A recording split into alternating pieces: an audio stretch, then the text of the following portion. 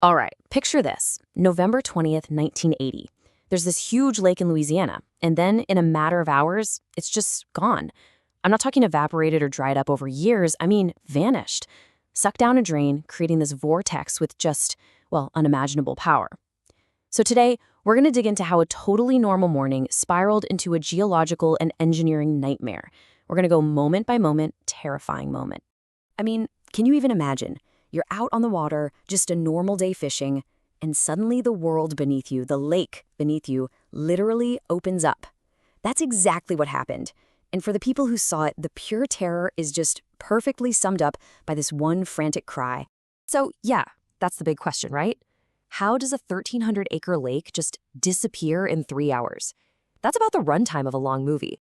The whole story involves this colossal, man-made cavern, a single drill bit in the wrong place, and a chain reaction that honestly sounds like something out of science fiction. So let's get into it. Okay, so let's set the scene here. It's a quiet morning on Lake Peigneur. You've got this beautiful, calm, 1,300-acre freshwater lake. It's a popular spot for locals. And what's really interesting is that it was super shallow, only about 10 feet deep on average. Nothing special, you'd think. But what no one could see was the massive, hidden world operating just beneath the lake bed. Way down below the lake bed, the Diamond Crystal Salt Company was running this enormous mine. And when I say enormous, I don't mean just a few tunnels. This thing was like a whole underground city, a network of massive caverns carved out of a giant salt deposit. Some of these caverns were as high as an 8-story building, just gigantic. So you have these two completely separate worlds operating in the exact same spot, but totally clueless about each other. Up on the surface, there's a Texaco oil rig drilling down looking for oil.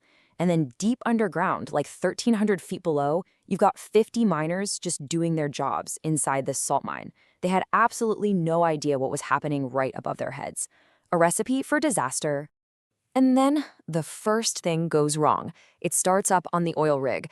The drill bit, this massive piece of equipment that's been churning its way down into the earth, just stops, grinds to a halt. It's completely seized up. Now, for the crew, this is weird, but it's a mechanical problem, right? So they start trying to figure out how to get it unstuck. But while they're working on it, they hear these loud, violent popping sounds coming from deep below. And that's when things go from bad to catastrophic. The entire drilling platform, this 150-foot tall structure of pure steel, it starts to tilt. Just imagine seeing that. The crew knew instantly that this was it. They scrambled, abandoning everything, and got off that rig just in the nick of time. So what was it? What caused this whole nightmare? It wasn't some huge explosion.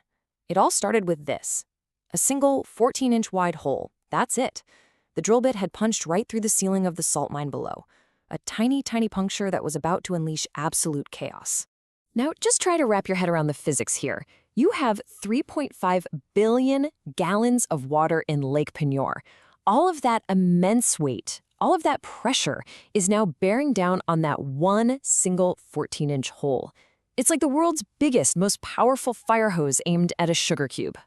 And as that water starts pouring into the mine, something incredible starts happening on the surface. A whirlpool. It begins small, but it just explodes in size, growing at this terrifying rate. It spirals out and out until it's a monstrous, quarter-mile wide vortex, just a giant, gurgling mouth opening up in the middle of the lake. The really terrifying part is that this wasn't just like water going down a drain. See, the mine was made of salt. And what does fresh water do to salt? It dissolves it. So the water pouring in was literally eating away at the mine's support pillars. The hole got bigger, the cavern started to collapse, which made the hole even bigger. It was a runaway chain reaction. At this point, the vortex was just unstoppable. It sucked down that entire massive oil rig, then a loading dock. Then it started grabbing these huge heavy barges, 11 of them, trucks, trees, and then it started eating away at the land itself, swallowing 70 acres of a nearby park. Everything was just pulled into the abyss. Okay, now let's jump 1,300 feet straight down. While all this is happening on the surface, the miners, they hear it first. This strange, deep, thunderous noise they've never heard before. And then they see it. A wall of muddy water just blasting through the tunnels towards them. The lake was pouring in. What happened next was honestly a miracle. These guys had practiced their emergency drills and it saved their lives. Their main way out was already flooded, so they had to scramble using carts and whatever they could to get to another elevator shaft on a higher level. And get this, it was a tiny, slow, 8-person elevator. They had to take it up in trips, over and over, while the entire mine was literally collapsing under them. And yet somehow, every single one of those 50 miners got out. But the bizarre stuff just kept coming. You'd think that's the end of it, but no. The suction force from the lake draining was so powerful, it actually reversed the flow of a nearby canal. We're talking about the Del Cambre Canal, a 12-mile-long waterway that is supposed to flow out to the Gulf of Mexico. Instead, salt water from the ocean started rushing inland, backwards, to fill the giant hole. And when that backward-flowing canal water reached the edge of what used to be the lake, it created something no one had ever seen there before. A waterfall. A temporary 150-foot-tall waterfall, the biggest in Louisiana's history, just thundering down into the crater where a lake had been just a few hours ago. Absolutely unbelievable. So in the end, the entire landscape was changed forever. What was once a shallow 10-foot-deep freshwater lake was now a 1,300-foot-deep saltwater crater. The ecosystem was totally wiped out and replaced with something completely new, something alien to the area, all in a matter of hours. I mean, just look at this timeline. It really shows you how insanely fast this all happened. You go from a stuck drill bit in the morning to a completely vanished lake just 3 hours later.